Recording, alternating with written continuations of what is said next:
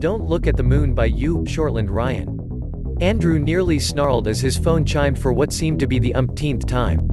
His shift at the warehouse ended only a few hours ago, and it was like chickens running around, with their heads chopped off whenever he left. It was rare delight to encounter the nights that he was actually permitted to sleep through the night. On top of the texts that were just brimming with simple incompetency, the morons that lit up his phone in the middle of the night always seemed to wake up his wife, Isabel, who suffered from insomnia, to begin with. The raise Andrew agreed to that stated he kept his ringer on for these occasions never seemed worth it when he saw Isabel the next day, curled up in the guest room, with dark circles under her eyes from her attempts to get away from the constant chiming. Andrew rubbed a hand over eyes to clear them, trying to understand the ridiculous amount of messages, but he must have been more tired than he thought since they didn't make sense.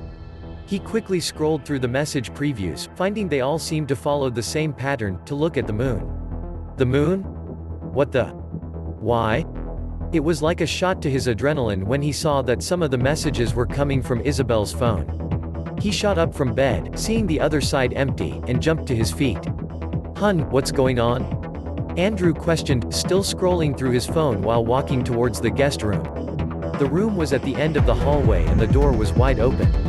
He could see Isabel standing in the middle of the room, arms down by her side and phone clutched in her hand as she gazed out the window.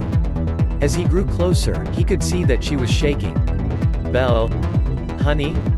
What's wrong? Why?" Isabel's body whipped toward him, and Andrew couldn't help himself. He froze in place. She ran and shoved her body into the door, slamming it shut and locking it in place. The speed was all wrong though. Andrew had never seen her move that fast. It was insane, it was inhuman. His own body started to tremble when he remembered her eyes. Her pupils were dilated, and not a single bit of the green irises he loved so much were left. He was just about to ram his own body into the door, to beg her to let him in and make her explain what is happening, but then she started sobbing. "Andrew. You need to run, you need to hide. I'm so sorry, God, I am so sorry. Run, Andrew, and whatever you do, don't look at the moon." Andrew started pounding his fists on the door and trying to shove his weight against it, but she must have blocked it with something. Despite his shouting and his pleading to be let in, his forgotten phone on the hallway floor seemed to crack through the commotion as the alarms of the emergency alert system distracted him for just a moment. The robotic voice started to play from his phone automatically. "Warning. This is not a test. This is an emergency alert. Do not look at the moon. Warning. This is not a test." Andrew thought his distress was at its peak, nothing was making sense and he just needed to get Isabel so they could deal with this together. He just needed to. Her screams started, and it struck him cold to the very center of his being.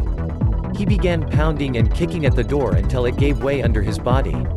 Isabel was on the floor, writhing in the moonlight. Andrew couldn't help it. His knees buckled and he emptied the contents of his stomach right where he stood. Isabel's body was bent at every wrong angle possible, but she wasn't screaming anymore. Her head snapped in his direction, with that ungodly speed again. Bathed in the moon's light, and pupils still completely dilated, she smiled up at him, as if every bone in her body wasn't broken. In the same voice she used to soothe him time after time, she whispered, "Look at the moon, Andrew.